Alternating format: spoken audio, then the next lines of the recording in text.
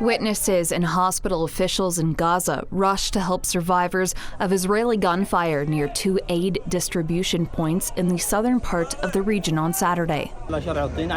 We thought they came out to organize us so we could get aid. Suddenly saw the jeeps coming from one side. We were surrounded by the occupation forces tanks and quadcopters, and after we were surrounded, they started shooting at us randomly. Half an hour of continuous shooting, a massive number of martyrs and wounded. People are still lying there, abandoned. No one can reach them.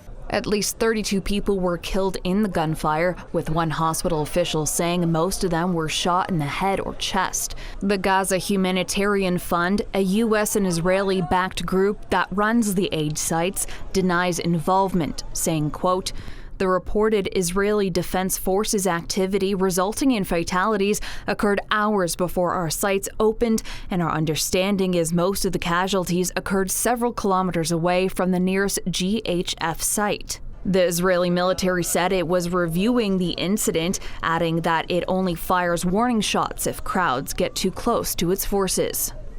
What was his fault? What was his fault? What was his fault? This is my son. He just wanted to eat. What could I do? He wanted to eat. Those targeted were children. This is not a site for aid. This is a trap, a death trap. Anyone can get killed. My cousin is innocent, and he went to get food. He wants to live. We want to live like everyone else. Also on Saturday, relatives of Israeli hostages called on the government to end the war in Gaza and return hostages held by Hamas. The families urged Netanyahu not to let ceasefire talks collapse. He's playing petty politics on the backs of 50 hostages and one female hostage, and on the backs of our brave soldiers.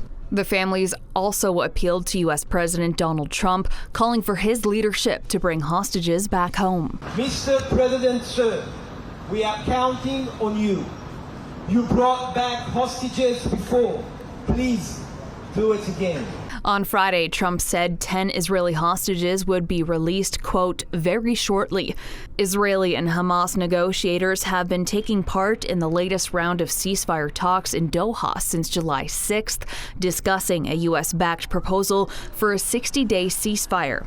The truce proposal calls for 10 hostages held in Gaza to be returned along with the bodies of 18 others, spread out over 60 days.